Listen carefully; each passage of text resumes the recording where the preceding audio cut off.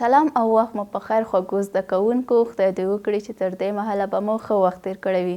خوږو او نازولو زده کوونکو، اوس هم د 4م کتاب 3م څپرکي ته راځو چې په 3م څپرکي کې د جملو کارول دي. نو زه به تاسو ته نن د جملو کارول وښایم چې په کوم شکل سره کارول کیږي. تاسو باید د نږدې څخه ووینئ او زموږ د درس عنوان هم ده بني آدم.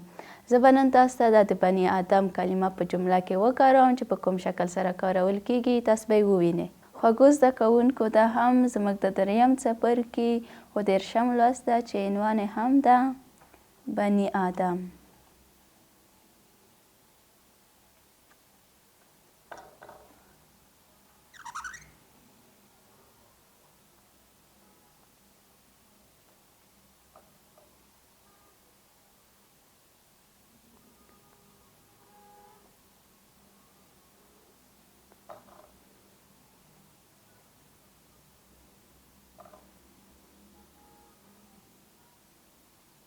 دا هم شو زموږ عنوان بني آدم.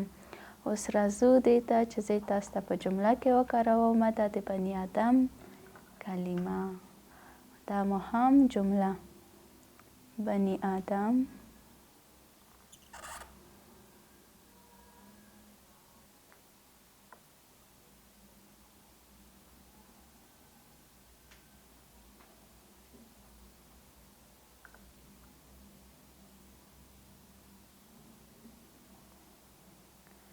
د لوی خدای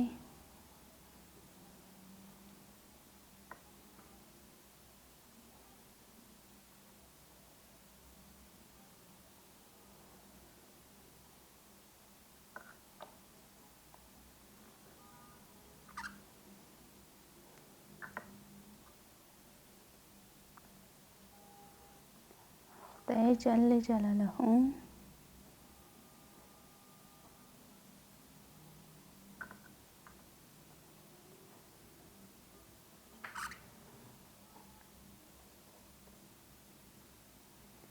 اشرف مخلوق ده.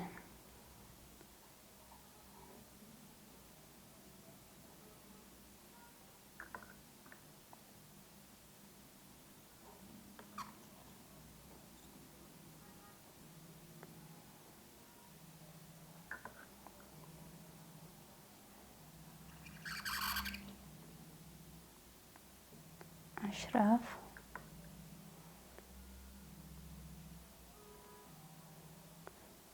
مخلوق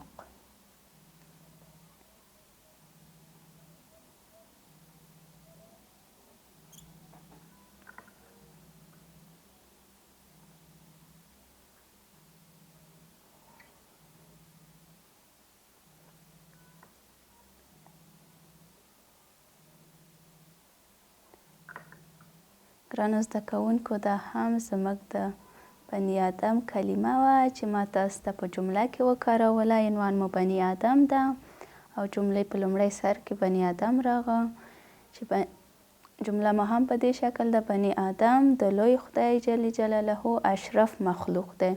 نو ګرانو زده کوونکو، خدای دې وکړي چې تاسو به د نن ورځې جمله په سمه توګه زده شوي وي. خوږو او نازولو زده کوونکو، دا هم زموږ د نن ورځې دا جملې وې چې ما تاسو ته وکاروله.